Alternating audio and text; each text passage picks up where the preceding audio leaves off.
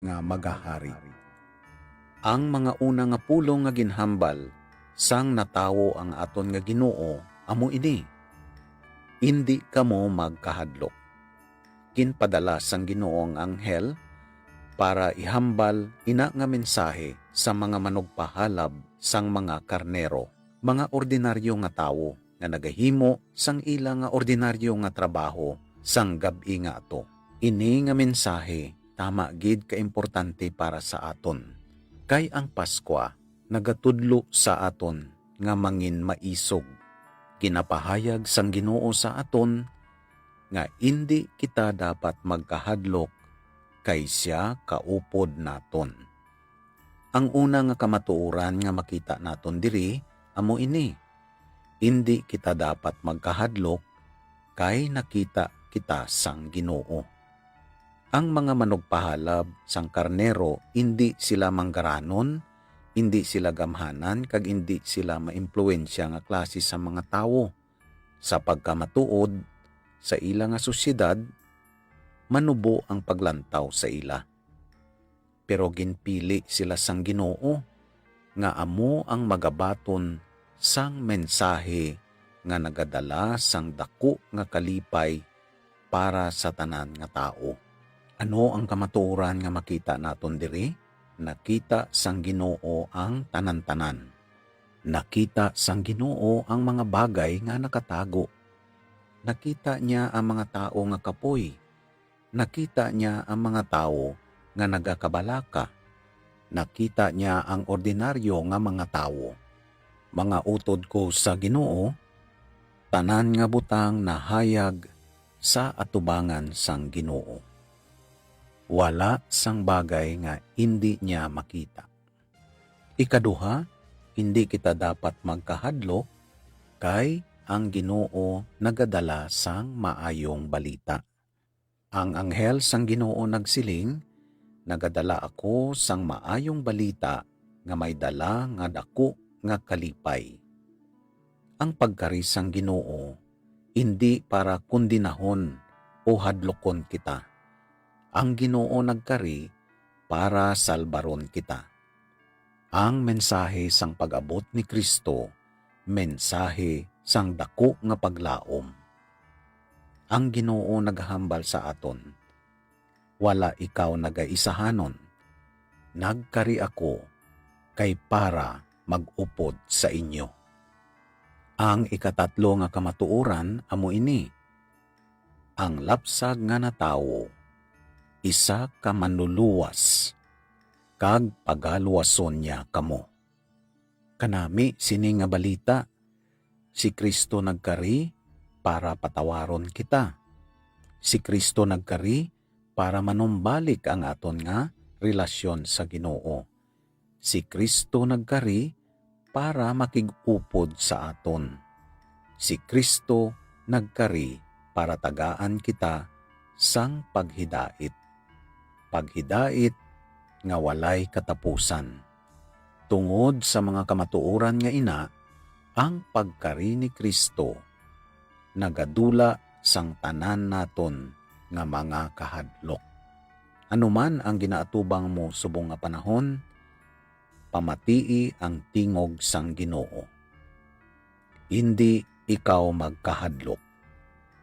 Nagkari ako, kag nagkari ako para luwason ko ikaw.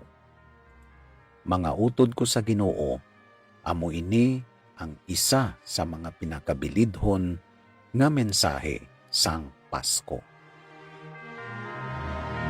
This is your FEBC Radio, communicating Christ in our world.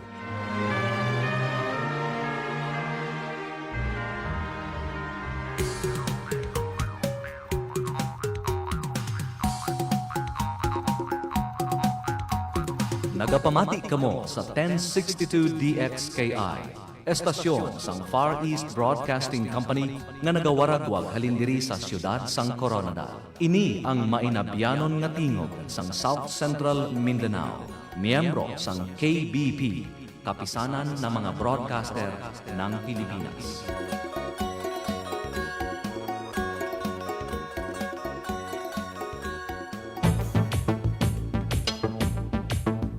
Agapay ng sambayanan sa balita at impormasyon ngayon. Talakayang makabuluhan at napapanahon. Inspirasyon sa buong maghapon. Oras na Pilipinas.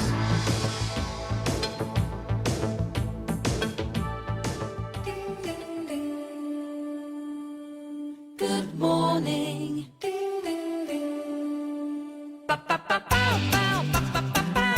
morning. Good morning. Beautiful day. It's a beautiful day.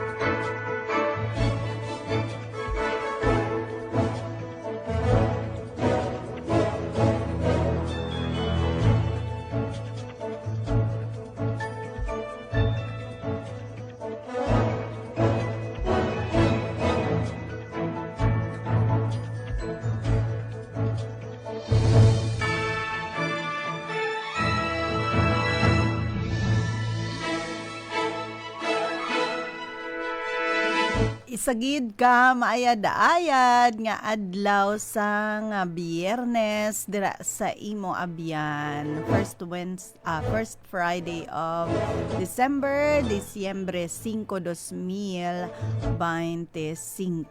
Welcome diri sa aton nga programa Oras na Pilipinas sa J62 DXKI. Kaupod ninyo ang inyo amiga Joy Kawayan Combatier. Magadulong naman sa mga impormasyon kag inspirasyon subong nga Friday.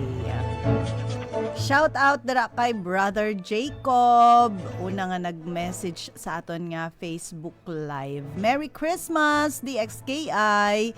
Greetings salin sa Land of Smiles, Thailand. Wow. Thank you, Brother Jacob. Kahapon lang nag-celebrate kami sang Christmas party sa bugos nga FEBC family. Pajama party ang amon nga theme. Siguro nakitaan nyo man da sa mga post namon. Wala lang guro da sa page. Pero sadya kami. Salamat sa Ginoo, may Pasko. Ayan. Kumusta man dira sa Thailand, Brother Jacob? Celebrar man da sanda sang Paskwa. Dalagi dira ang Pasko sa Thailand. Ayan. Ipakilala si Kristo. Hello, Sis Bevelyn sa Funticha Hilaos family. Present man na always. Kag mga listeners ta sa Banwasang Banga. Hello dira sa inyo, Sis Inday kag Brother Van.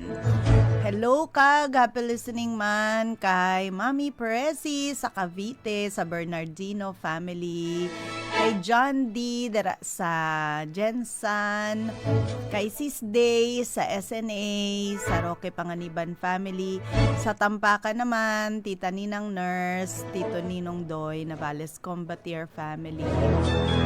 Dara kanday Ate Janet, Kuya Ed, good morning da sa inyo. Sa Kipalbig, kanday Sis Payen, Engineer Valmay, Ate Luz, kanday Mambona, kay Ate Merly Mandera. Sa Tampakan, kanday Nanay Ninang Pina, Tatay Ninong Greg, kapamati man natin sa DXKI. And, sino pa? Na-acknowledge ko naman halos, no? Nga mga nag-message earlier dere.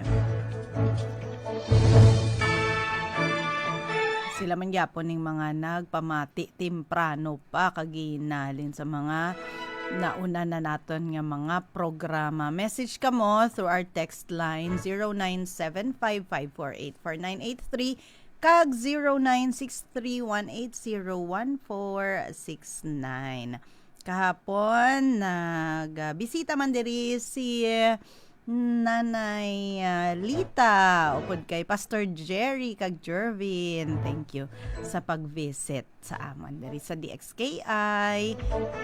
Blessings sa inyo mga listeners taman sa Namnama, kay Ate Janet Mandira, no, kay Tenday DJ Butch, kay Maring Sharon, sa tanan ng mga listeners ta sa Banwasang, sa Barangay Gali sang Namnama. Thank you, Git. Sige, padayon kita kag sa aton una nga segment diri kita sa Pabalon. Pabalon sa Oras na Pilipinas.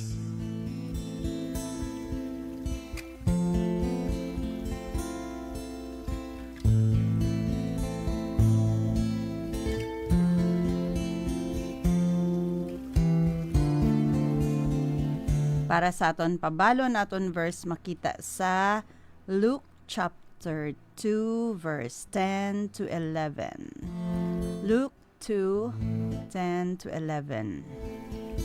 Hambal sang pulong sang Ginoo pagi kay Angel Gabriel. Do not be afraid. I bring you good news of great joy that will be for all the people. Today in the town of David, a Savior has been born to you. He is Christ the Lord. Kasahon taman sa hiligay nun, Lucas 2:10 hasta 11. Pero naghambal ang anghel. Hindi kamo magkahadlok. Kay nagkadto ako diri sa inyo, agod sugiran ko kamo sang maayong balita nga nagahatag sang dako nga kalipay sa tanan nga katawhan. Kay subong adlaw sa banwa ni Haring David na tawo ang inyo manluluwas. Siya amo ang Ginoo nga ginpili sang Dios nga maghari.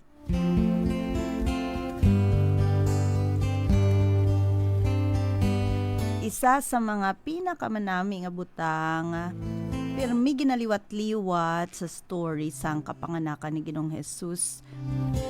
Amo ang mensahe nga ang iya katawhan hindi dapat magkahadlok.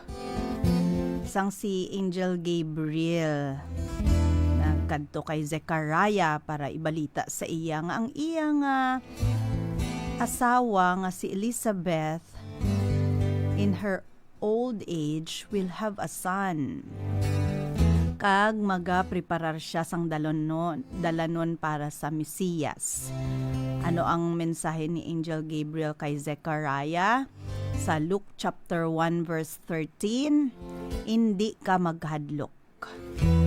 Sang nagkadto naman kay Mary si Angel Gabriel kag ginanunsar sa iya nga siya ang ginpili sang Dios nga mangin Iloy sang iya nga anak. Ginhambal niya man kay Mary sa verse 30 sang chapter 1 sang Luke. Do not be afraid. Ag diri man sa ginbasa tabag ulang, ginanunsyo naman ni Angel Gabriel sa mga shepherds ang kapanganakan ni Jesus.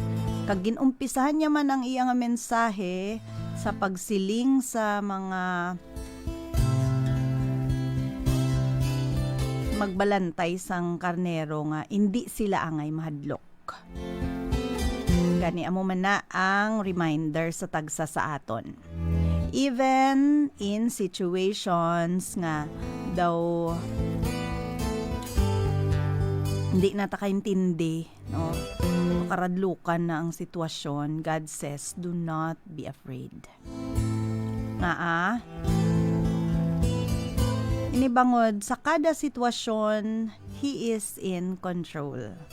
Tandaan tagid ina. Ang plano sang Ginoo na plastar na. And He is bringing good news of great joy that will be for all the people. Siling diri sa verse nga aton ginbasa. Something good is coming, abyan. Hindi lamang nga hindi sila magkahadlok sa sinangation, but as God's plan developed in their lives, they were not to be afraid of the future. hindi man dapat kadlukan kung ano matabo sa umalabot. Zechariah and Elizabeth did not need to fear a pregnancy late in life. No, bisan tuod dati gulang doon si Elizabeth kag si Zechariah, hindi dapat mabalaka no sa sitwasyon nga ato. Hindi man sila magkabalaka sa kung anong hambalon sa mga tao sa ila palibot who doubted their story. Si Mary hindi man dapat magkahadlok sa pagbiay-biay nga mabaton niya tungod kay nabuntis siya nga wala pa man sila nakasal ni Joseph. Kag I'm sure nadlukan man to si Mary kay basi biyaan na siya ni Joseph, di ba? Naisipan na gid gani to ni Joseph, mailang kay ginambalan siya sang anghel. Kag pwede nga i-reject man si Mary sang iya bugos nga pamilya kag sang bugos nga barangay nila tungod sa iya sitwasyon. Pero ginpahanumduman siya nga daan sang anghel, hindi ka maghadlok. Ang mga magbalantay sang karnero, siyempre nadlukan sila kay kalit lang may nagtuhaw nga mga heavenly bodies no sa ilang taliwala. Pero ginhambalan na sila sang mensahero sang Dios, sang iyang anghel, no? Ay, hindi sila kaangay mahadlok o hindi sila dapat mahadlok.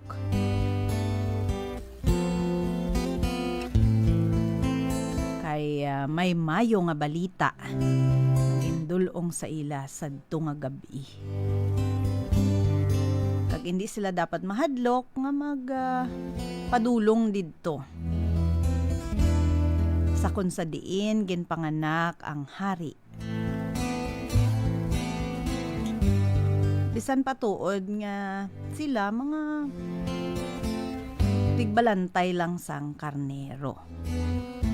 Amo man ang assurance nga miyara kita abyan. One reason nga hindi kita angay mahadlok is because Jesus' birth was not something God just came up with on a whim. Hindi niya lang to nga naisipan lang sina lang ation. In fact, ang kaluwasan nga dala ni Kristo, ang iyang pagkari sa sininga kalibutan, no? It goes all the way back to the first book of the Old Testament, nasulat na ina even in the book of Genesis. Sa Genesis chapter 3 verse 15, ang Ginoo gid mismo ang nagpahayag sang una nga mensahe sang iya nga pagluwas sa aton. After Adam and Eve disobeyed God dito sa Garden of Eden, gintanyag sang Ginoo kay Adan ang path to redemption. Sa Genesis 3:15 ginpahayag sang Dios ang mayong balita sa tunga sang mga curses nga naagom sang pag-disobey ni Adan kag ni Eva. Hambal sang Dios, I will put enmity between you and the woman, siling niya sa serpent, and between your offspring and hers. He will crush your head and you will strike his heel. Diregin eksplikar sang Ginoo that the offspring of the woman would crush the serpent's head. Sa pagtuon sa mga theologians, amo ning ginatawag nga proto-evangelion or the first gospel because it was the first time in history nga ginpahayag sang Dios ang iyang plano nga magpadala sang manluluwas to rescue humanity from the curse of sin. Kag sa bugos nga Old Testament, kung basahon naton ang mga propeta, ginpahayag na nila ang pagkarisang manluluwas, the coming of this Redeemer. Kag sa New Testament, God fulfilled this promise. There was the breaking of the silence sa opening pa lang sang book of Matthew. The birth of Jesus was announced.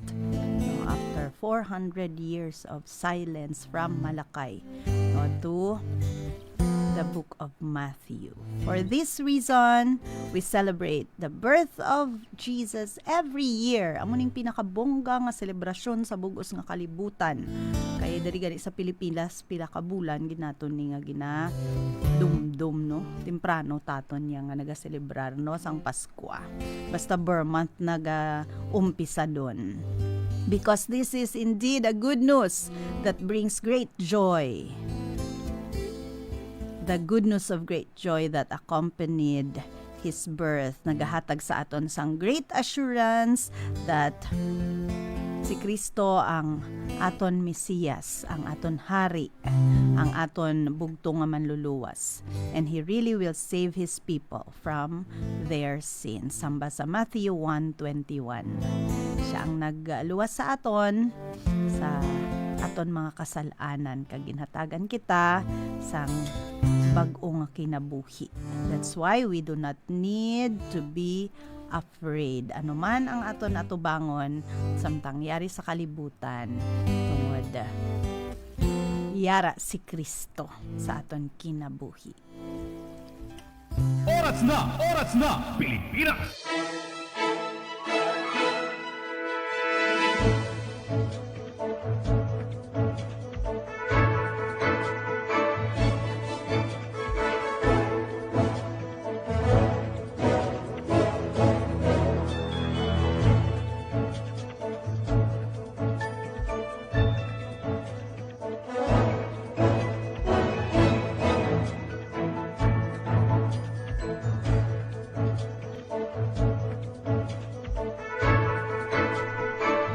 Minutos makaligad ang alas 8. Good morning, Miga Joy, and to all listeners of DXKI. Panamyaw halin kay Sis Bevelyn. Yes, shout out liwat dara sa bugos nga Fonticha Kagilaos family sa Banga. Kag sa imo dara Sis Day sa Roque Panganiban family. Good morning liwat.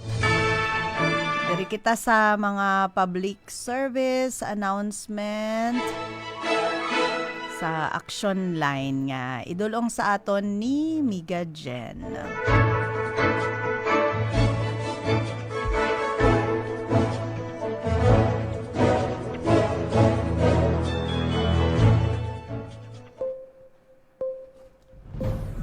Action line.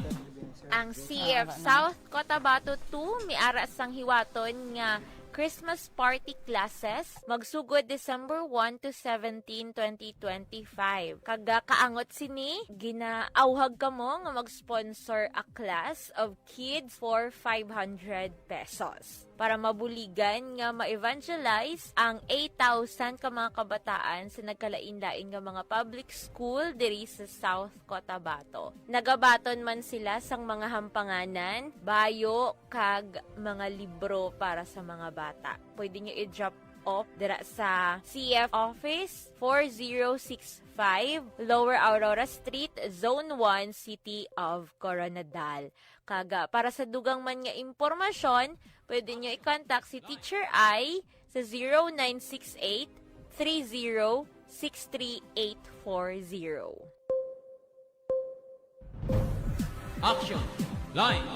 Ang City Government sang Coronadal sa idalom sang City Sports Development Division may ara sang first bagong Coronadal Mindanao-wide Invitational Futsal Tournament sa December 6 to 7 a.m. sa Barangay Morales Gym. Ang category under 15 boys and girls and under 17 boys and girls. Para sa dugang impormasyon, pwede nyo i-contact ang 0960-15-48891. Action line. Para sa tanan nga tag-iya sang motorsiklo diri sa Rion 12, ginapahibalo sang LTO Region 12 nga may ara sang bag-o nga sistema para sa pagpanagtag sang plaka. Para sa mga motorsiklo nga nakarehistro halin 2014 tubtob 2017, pwede nyo i-claim sa tanan nga LTO Region 12 District kag Extension Offices. Ang mga plaka sakop sa tuig 2018 tubtob 2021, Enero tubtob Marso, pwede nyo i-claim dira sa LTO 12 Regional Office, New Registration Unit, Coronadal City. Para sa Moving Forward program na sakop sa tuig 2021 from April to December 2022 until subong, pwede ka mo makig-angot or magbisita sa inyong motorcycle dealers kung sa diin ninyo ginbakal ang inyong motorsiklo para sa detalye sang pagkuha sang inyong nga plaka. Kag ginalaygayan ang tanan nga dalon ang original nga copy sang OR or official receipt kag certificate of registration o CR sang inyong nga motorsiklo para magkuha sang plaka. Action. Line. Ang Plug-in Ministry Coronadal may ara sang hiwaton nga Plug-in Outreach Program kag Medical Mission 2025 sa sitio Colonbong, Lake Cebu South, Cotabato sa December 13, 2025 kag ang benepisyaryo yara sa 200 plus kapamilya. May ara sang free check-up, gift giving, free medicine, kag grocery packs. Kaya kung ikaw may ara dira sang mga bayo nga pwede pa magamit, pwede mo man i-share diri sa nasambit nga outreach program. Para sa donation, pwede ka mo mag-text or mag-call sa 0917-624-2683. Kag pangitaa si Pastor Dominic Martin, ang outreach coordinator. Action. Line.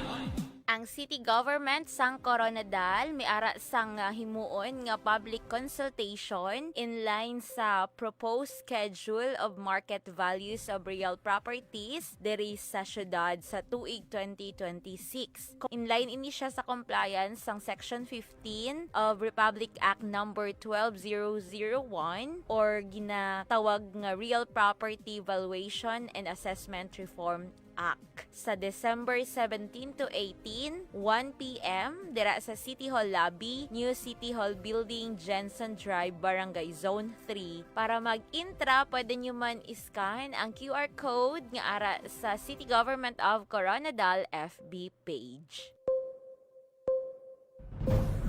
Action. Line.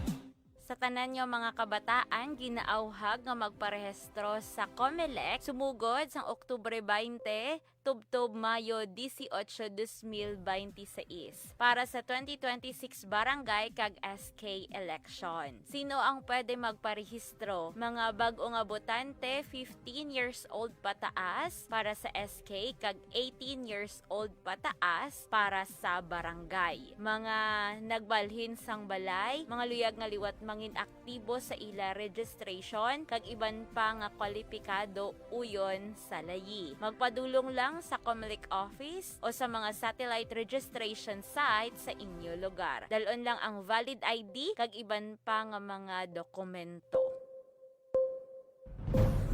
Action. Line.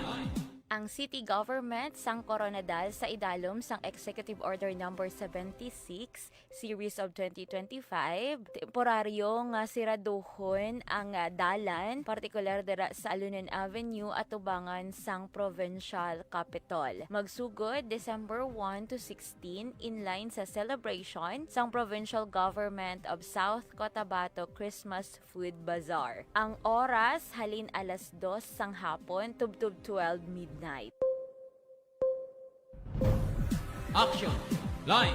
Ang provincial government sang South Cotabato may ara sang public consultation in line sa proposed 2027 schedule of market values for real property tax sa December 17 to 18 from 9 a.m. to 12 noon dira sa PDC Hall, 3rd floor, left wing Finance Building, Capital Compound, Alunan Avenue, City of Coronadal. Action. Line. Ang LGU Sorala in partnership sang Department of Migrant Workers and PESO South Cotabato kag DOLE may ara sang Christmas Festival Mega Job Fair 2025 sa December 12 sa may evacuation center Sorala South Cotabato. Sa mga gusto mag-apply, please wear casual attire, hindi magsuksok sang tsinelas or shorts, kag dalon ang inyong resume kag iban pa nga mga dokumento kag mag-prepare man sang application letter. Samtang inline sa Surala Christmas Festival, may ara sang schedule sang partial kag full road closure. Sa December 14, dira sa may Our Lady of Lourdes Parish to roundabout, full road closure kay tungod may ara sang push bike competition. Sa December 25 until December 27, sa Municipal Gym down to Rotonda, may ara sang partial road closure. Sa December 27 to December 28, sa Municipal Gym down to Rotonda, full road closure. Kag sa December 28, closing program dira sa may Holy Child Central Colleges Incorporated to Bendita Machineries, partial closure kag full road closure naman from 12 noon to 4 a.m. Action! Line!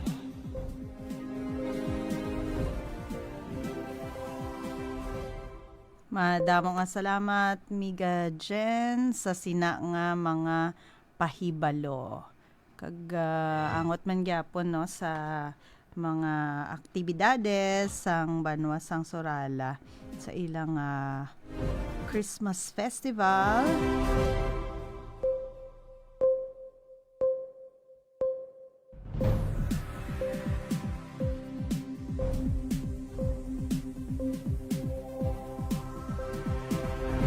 Karon dira sa may festival ground sa may rotonda, sirado na dira banda alas 6 sang gabi ang umpisa sang programa kay may cooperative night. So, para sa mga mag-agi sa Surala, yan, may rerouting dira no basta lapit na alas 6 sang gabi.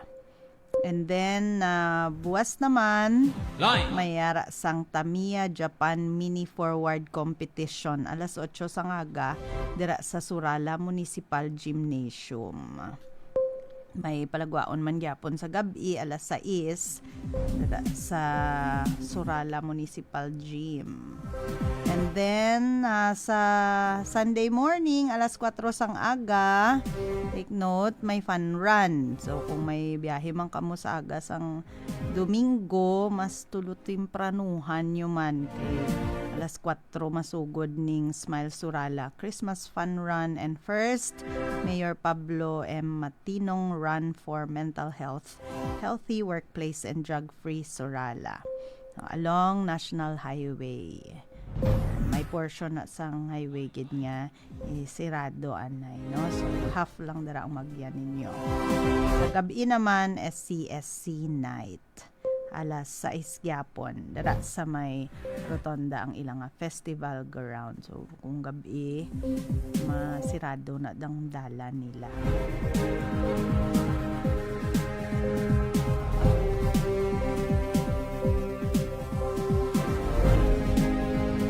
Ng mga aktibidades nila subong nga semana hasta sa weekend.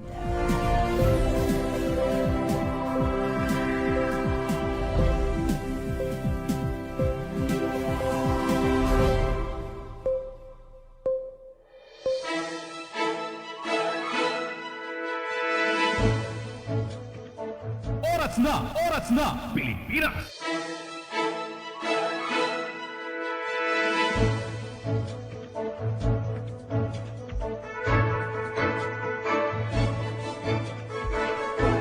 Alas 8:32 ang aton takna. We shout out kay Ninang dira sa Iloilo. Ninang Kathy, how are you? I miss you.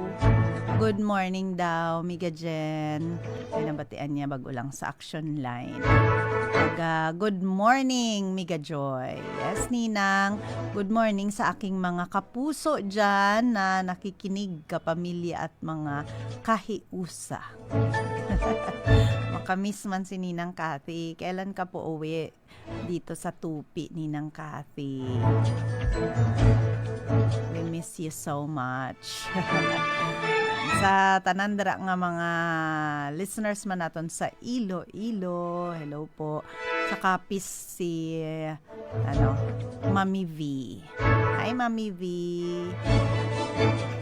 Linto na kita subong sa aton nga trivia time. Opo daton nga trivia man about mga Christmas characters gihapon ning gina-series sa aton ni Pastor Alex. This time about naman kay Joseph.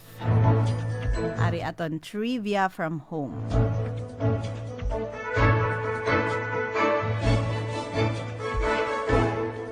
Trivia for today.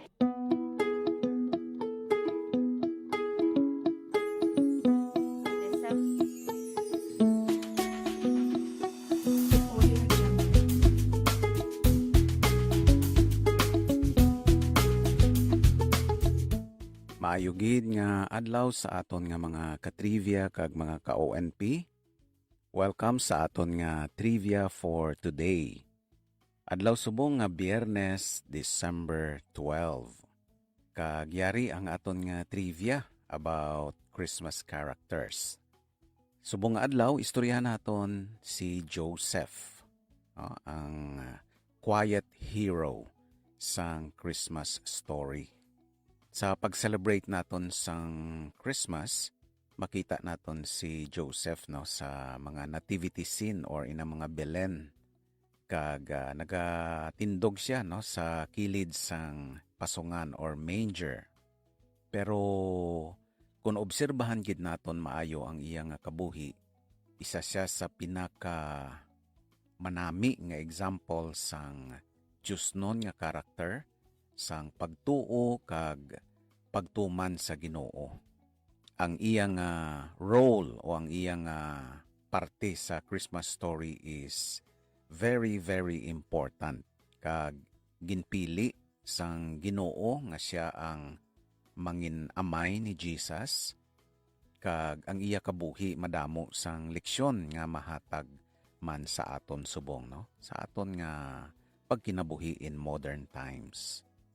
Okay, so tanaw nato ang linyada ni Joseph. Linyada sang mga hari kay tungod nga bisan simple lang siya nga karpintero ang iyang trabaho. He was a descendant of David. In Matthew chapter 1 verse 6, he was also the descendant of Solomon in Matthew chapter 1 verse 7. And he was the descendant of Abraham in Matthew chapter 1 verse 1. So makita naton nga kingly, he is in the line of kings, in the line of David, in the tribe of Judah.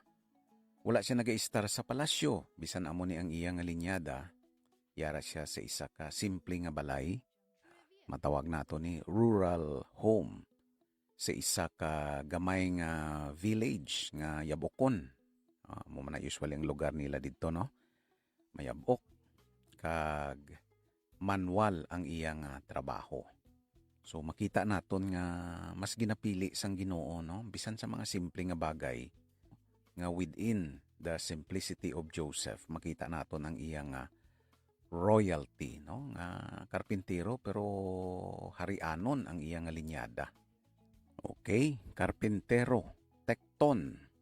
Yan. Pero he is more than a carpenter, Ang Greek word nga tekton, ang meaning niya sina is builder, yan, artisan, craftsman, or stone mason, or wood worker. Yan. So most likely, si Joseph, ang iyang nga ginahimo, mga tools para panguma, And then nagahimo man siya sa mga furniture, mason man siya, nagahimo siya sa mga stone walls, mga pader, kaya muna sa una, mahimo sa bato, wala pa man sila simento sa una. And possibly, mga gagmay nga mga structure. So, amo nang ginahimo, although all around ni siya, mapisan, very skilled worker, kag all around worker. So, pagdako ni Jesus, nakita niya kung paano nagaubra ang iya amay nga si Joseph, kung paano nagapurma sang mga kahoy. In the same way, ginaporma man ni Joseph ang character sang aton nga Ginoo no, bilang human being. In Matthew chapter 1 verse 19, simple lang ang ginahambal sang pulong sang Ginoo sa iyang description, no? Joseph was a righteous man. No? In Matthew chapter 1 verse 19. Ano ang meaning sang righteous? No? In real terms. Una, magsiling ka nga righteous, ang meaning sina is ginahimo niya ang butang nga makapalipay sa Ginoo.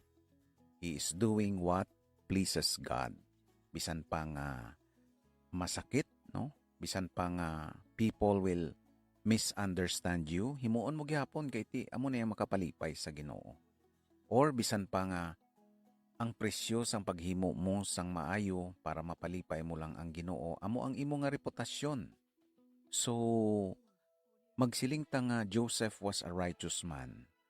Makita naton nga maluluyon siya nga tawo kag he is a compassionate person. Kabalo siya magkilala sa sitwasyon sang iban. Kabalo siya magintindi sa sitwasyon sang iban. Kag si Joseph, maayo siya kay Mary. No? Sa kultura balang nga kung sa diin, kung luiban ka sang babayi, patyon gid ang babayi by stoning, no? Habuyon sang bato publicly.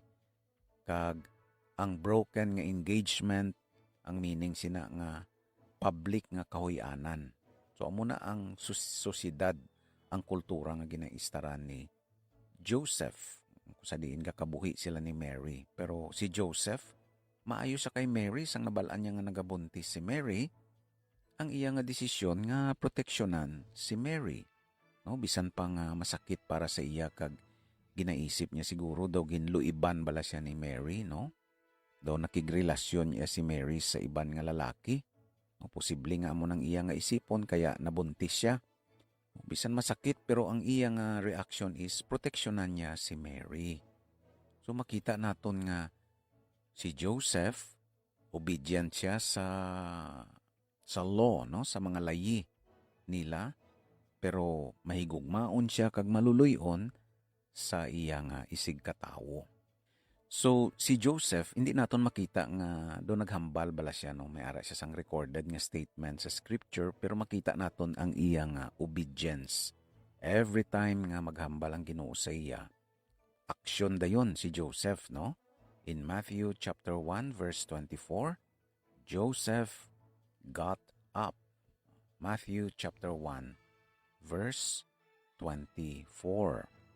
Sang ginsugo sang Ginoo, no, sa ang anghel nga nagpakita sa iyang damgo nga si Mary magabusong, magabata kag pangalanan niya nga Emmanuel, God with us. In Matthew chapter 2 verse 14, madasig man si Joseph, no, sa pagtuman sa Ginoo sang ging hambalan siya nga kadto na kamo sa Egypt kay ipapatay ni Herod ang mga bata 2 years old and below. And then in Matthew chapter 2 verse 21, kita naton nga nagbalik sila sa Nazareth, no? Ginpabalik na sila sa Nazareth kag nagtuman man dayon si Joseph. Wala na damo istorya, wala na mga kumod-kumod, no? So madasig siya sa pag-obey sa Ginoo. Wala na siya nakikipagbais sa Ginoo. Wala na siya nagadelay-delay pa. Wala man sang mga damo nga mga rason-rason para hindi niya tumanon ang Ginoo. So instant obedience ni siya. Gapakita na sang isa ka tawo nga may spiritual maturity. No? Inang nag-obey bala dayon sa Ginoo.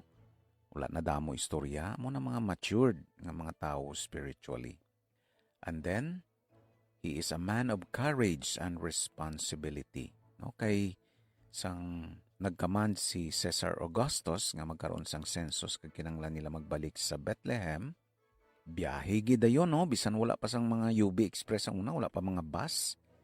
It is 145 kilometers nga biyahe, no, rugged terrain, botsilingon. Hindi pa nami ang mga dalan, batuhon, yabukon. Kag buntis pagid si Maria. Ay abaw, pertigid, no? So, biyahigid, no? nag-provide si Joseph kay Mary sang protection, direction, leadership, kag emotional support. Mudlay ba magbiyahe may upod ka nga buntis, kinanglan ingatan mo gidna. And then, nag-provide siya sang lugar para mabunag ang aton nga Ginoo kay at that time, wala na sa mga available nga mga rooms. And Joseph found a shelter, no? Bisan dito na lang sa dalom-dalom banda, dito sa may sa mga hayop, no? Dito ginakuan ang mga hayop, ginapapahuway. Siguro gin-arrange niya na dito, no? Kag ang pasungan ginbutangan niya sang kay para amo tong magiging bulutangan sang bagong bunag nga bata nila ni Mary, no? He ensured nga okay lang si Mary kag ang baby. Wala siya nagreklamo sa ilang kondisyon, no? Ginhimo lang ni Joseph ang iya nga best para mag-ayo ang sitwasyon ni Mary kag sang baby. Yan. And at the time nga nabata si Jesus, ara dito si Joseph, no? Ginuyatan niya ang manluluwas, no? Ang baby nga Jesus sa iya mga kamot. And probably siya man ang nagutod sang pusod ni Jesus, no? Wala man mga doktor kag nurse sa panahon nila. Siya ang naglimpyo, nagputos, kag siya ang naghatag sang protection sa baby nga si Jesus. So siya ang una-una gid nga lalaki nga nakauyat sa anak sang Dios nga si Jesus. Okay? Kag siyempre makita naton nga he is a man that would protect Mary and Jesus, no? Lalo na tong ginpalakat na sila sang Ginoo paagi sa iyang anghel. Kadto na kamo sa Egypt, no? Kay patyo ni Herod ang mga baby. So bisan gabi na naglakat gid sila ni Mary, no? Nagbiyahe sila. Wala sang duha-duha, diretso tuman. Okay? Layo-layo gawa na nga biyahe, no? Mga tong hambal naton kay ina, mga more or less mga 120 to 160 kilometers. So siguro Marbel Marbel Digos. Yan. Sa desert pagid sila mag-agi, no? Kag makadto sila sa foreign land nga lain ang kultura, lain ang lengguwahe. Ayan, kag didto sila nagtiner until God told them to go to Bethlehem.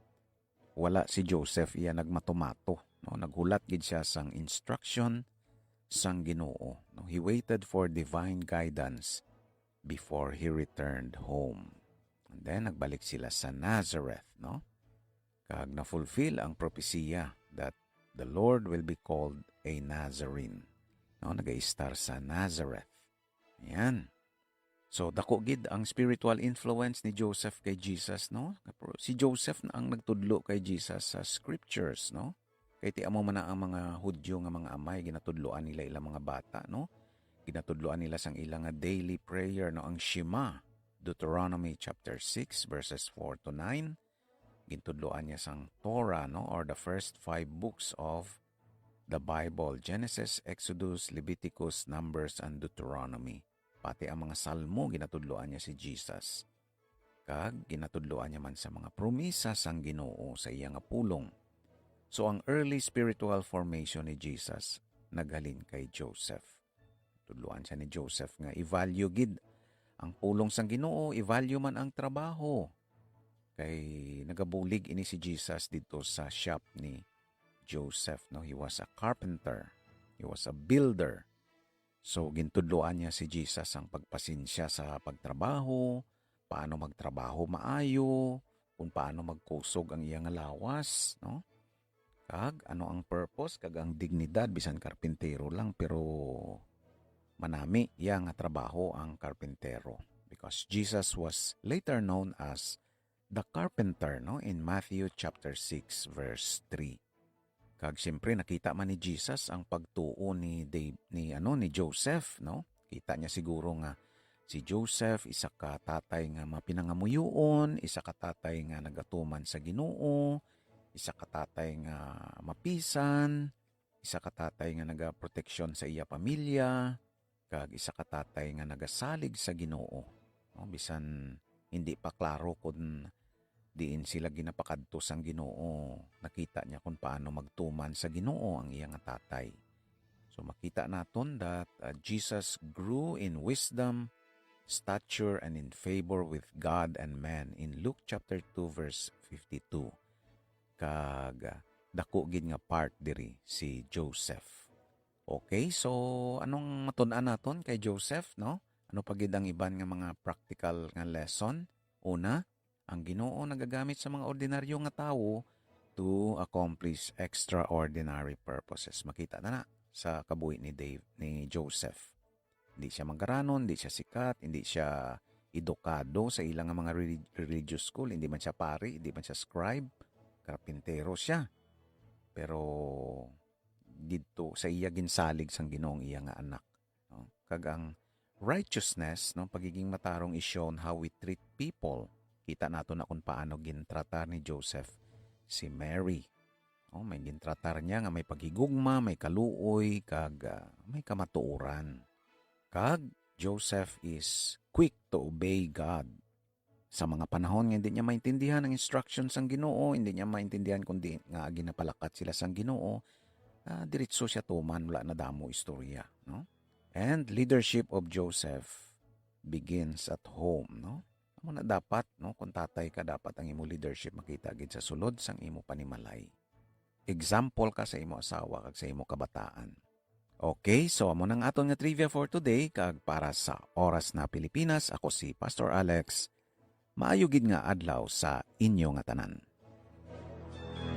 Bye.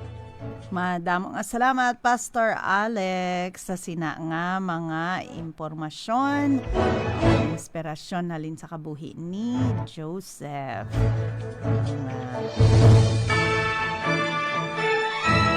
Ang tatay sa aton Ginoong Jesus samtang yari siya diri sa sininga kalibutan.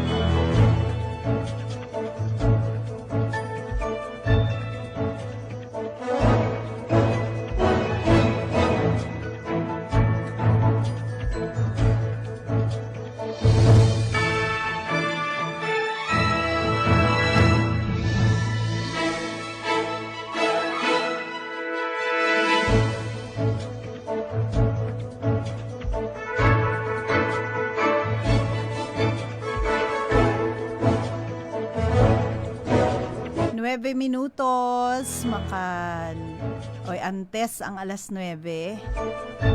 Kadasig sang aton nga oras sa biyan. Update lang angot sa bagyong Wilma. Mayara amo ni una nga bagyo subong bulan sang Disyembre. Kabay hindi na masundan si bagyong Wilma. Paidalom na sa signal number 1 ang pila ka mga lugar. Nadugangan pa. Paidalom sa signal number 1. Suno sa Philippine Atmospheric, Geophysical and Astronomical Services Administration o kon PAG-ASA. Pabilin ang kabaskugon sining bagyong Wilma nga gapadulong diri sa southern part sang pungsod, so diri sa ato no sa Mindanao ni siya banda. Actually ang maigo niya gid is sa Visayas area, kay ang sentro niya mga 480 kilometros sidlangan nga bahin sang Katarman, Northern Samar. May kabaskugon nga hangin 45 kilometros kada oras, nagabaskog kutob 55 kilometros kada oras. Ano nga mga lugar ang yara sa signal number 1 sa Subong? Ibig sabihin, nagainulan na dito sa ila. Sa Katayngan, sa PUV Corpus, Esperanza, Placer. Diini siya sa Masbate area. Ang Northern Samar, Eastern Samar, Biliran, Leyte, Southern Leyte, Daan Bantayan, Medellin, City of Bogo, San Remigio, Tabugon, Borbon, Tabuelan, Tuburan, Sugod, Katmon, Asturias, Carmen, Danau City, Balamban, Compostela, Liloan, Consolacion, Cebu City, Mandaue City, Cordova, Lapu-Lapu City, Toledo City, Pinamungahan, San Fernando, City of Naga, Minglanilla, City of Talisay, Aluginsan, City of Karkar, Sibonga, Barili sa Cebu gyapon eh. Mga Visayas area ni lakip ang Bantayan kag Camotes Islands. Bohol, Sagay City, ari Negros naman eh. Sagay City, City of Escalante, Toboso, Calatrava, Negros Occidental. Then Surigao del Norte, lakip ang Siargao kag Bukas Grande Islands, Dinagat Islands, Carrascal, Cantilan, Madrid, Carmen. Sa Surigao del Sur area ina. Quecharo, Jabonga, Santiago, Tubay, City of Cabadbaran, sa may Agusan del Norte naman. Posible maglandfall ang bagyo sa Eastern Visayas. Ukon sa Dinagat Islands, karon sa gabi ukon buwas sa aga. Sa Domingo, maglibot daw ang bagyo sa Sulusi kag mag-agi sa Northern Palawan. Amo nang forecast, weather forecast sang Pag-asa, pero pwede pa na mag-rerouting, no?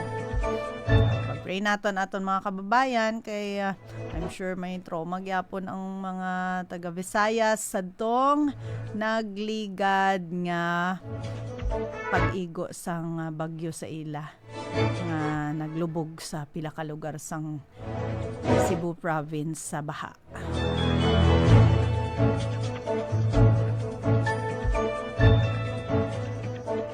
International news naman kita. Siyam ka Pinoy seafarers nga ginhilway sang Houthi rebels nakapauli na sa pungsod, no? Makaupod na nila ilang nga pamilya subong nga Pasko. Tining kulba tod sang pamilya nila, no? Sang nabalitaan nga bihag ini sang mga Houthi dito sa Yemen.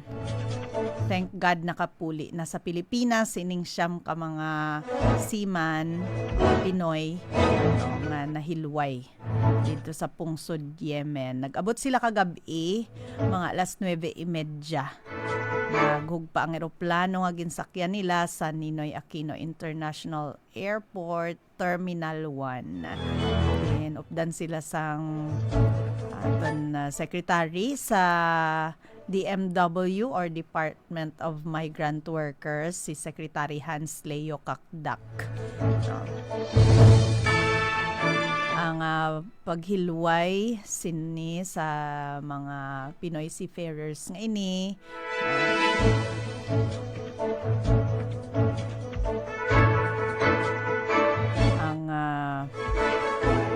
bunga man sang pagpakigangot sang Department of Foreign Affairs sa gobyerno sang Oman nga sila mapahilway.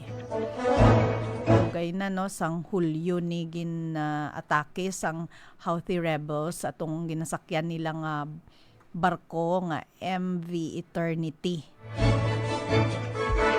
dito sa Red Sea. Yun ginpalubog pagid ang ilang barko. That was on July pa, no? Last July pa ini natabo. Kag sa kadugay subong lang nga Disyembre sila nakapauli. Gin siguro ni Secretary Kakdak nga makabaton sang bulig ang nasambit nga mga seafarers halin sa gobyerno. 2 minutes. Last 2 minutes. Panawagan ang aton nga alkalde sa Banwasang Surala na buylugan ang ilang Christmas Festival. Ang Banwasang Surala ang Christmas capital sang South Cotabato.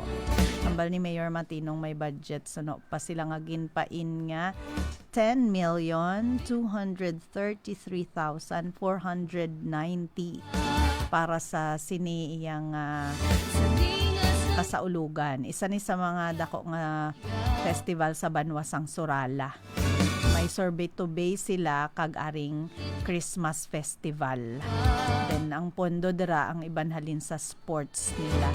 Okay, may mga sports events sila nga naka-line up. Pero pag itong nang tulak-tulak balasang daw gamay nga bike ang mga bata. Ano tawag sina kuya? Oo, malingaw ka bala sina. May amo sina sila man nga event. Anong kay tawag sina mga kabyanan?